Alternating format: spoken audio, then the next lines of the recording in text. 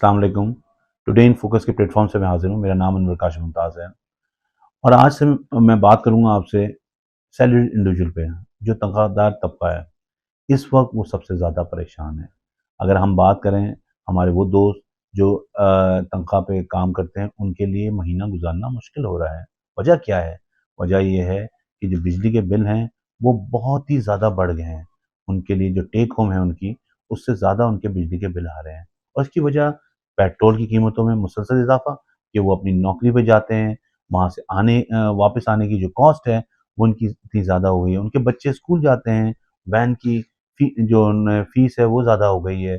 इसी तरह हर चीज़, अगर उनको कहीं जाना है, कहीं आना है, तो ये ऐसी फ़िक्स कॉस्ट थी जो कि बढ़ गई हैं और बड़ी एग्ज़ॉर्बिटेंट बढ़ गई हैं, जो कि लोगों के लिए तकलीफ़ का बायस बन रही हैं। सैलरी क्लास की एक फ़िक्स इनकम होती है जो साल में 1 दफ़ा बढ़ती है, 1 दफ़ा उनका बोनस मिलता है और वो लोग वो होते हैं जिनके टैक्स भी प्रॉपर्ली डिडक्ट होते हैं। वो अपना टैक्स, जो है एम्प्लॉयर उनका टैक्स काटता है और उनको सैलरी दे देता है। तो ऐसे लोगों के साथ ये बड़ी मुश्किल हो गई है। उनके लिए कॉस्ट ऑफ लिविंग बहुत बढ़ गई है। अब हुकूमत को सोचना है कि किस तरह इनको फैसिलिटेट करें। देखें, ये हुकूमत की ज़िम्मेदारी है। महँगाई है, बिल्कुल ठीक है। पेट्रोल की कीमत में वेरिएशन है, बिल्कुल ठीक है। लेकिन मैनेज कौन करेगा? मैनेज करना हुकूमत का काम है। आम आदमी, जो तनख्वाहदार तबका है, वो इस मुल्क में बहुत बड़ी तादाद में है। बड़े लोग जो हैं अपने रोज़गार के लिए सुबह घरों से निकलते हैं। उनके कुछ लोग मोटरसाइकिल पे निकलते हैं, कुछ बसों के ज़रिए जाते हैं, कुछ डिफरेंट व्हीकल्स के ज़रिए जाते हैं, कुछ कार शेयरिंग के ज़रिए जाते हैं, कुछ अपनी गाड़ियाँ लेके जाते हैं। हर आदमी के लिए ऑफ़िस जाना, ऑफ़िस से आना, पेट्रोल की कीमतों में इतना ज़्यादा इज़ाफ़े की वज़ह से बहुत मुश्किल हो गया है। जब वो घर आते हैं, तो उनको जो है, अगर वो लाइट बिल, बिजली का बिल है, वो इतना ज़्यादा बढ़ गया है कि अब उनको महीने के आखिर में इस बात से सोच के ही उनको जो है डर लगने लगता है या कँपकँपी आने लगती है, बिल कब आएगा और क्या मैं ये बिल दे सकता हूँ या नहीं दे सकता? क्या मुझे इसके लिए ऑफ़िस से लोन लेना पड़ेगा? अब आप एक आम आदमी, जिसके ऊपर वो मक़रूज़ नहीं था, लेकिन आपने उस इस महँगाई को बढ़ा के बिजली के बिलों पे, पेट्रोल पे उसको मक़रूज़ कर दिया है।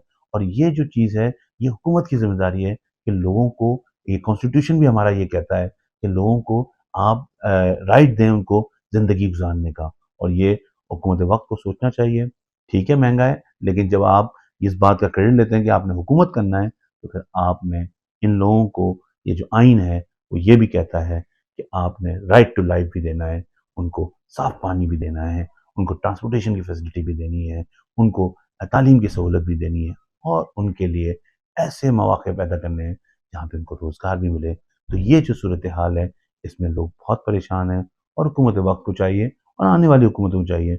महँगाई दुनिया भर में हुई है, लेकिन वहाँ पे जो है, हुकूमतें जो हैं वो मैनेज करती हैं और आम आदमी पे वो जो उसका ब्रंट होता है, वो आने नहीं देती। तो ये बहुत ज़रूरी है, ये हमारी आवाम को भी अब सोचना होगा कि उन्होंने अपनी ज़िंदगी को किस तरह गुज़ारना है। उनको भी अपने एक्सचेकर को बेहतर करना होगा, अपने जो ड्यू टैक्स देने होंगे। लेकिन हुकूमत को इतनी ज़्यादा महँगाई में, हुकूमत ने उनको कोई अलाउंस देना होगा, कोई एग्ज़ेम्पशन देनी होगी, कोई उनके लिए सब्सिडी देनी होगी, ये बहुत ज़रूरी है। आज इस बात पे हम बात ख़त्म करते हैं, फिर हम मिलेंगे और कोई ऐसी बात करेंगे जो आपके लिए भी कंसर्न होगी और मेरे लिए भी बहुत अहम होगी। अल्लाह निगहबान।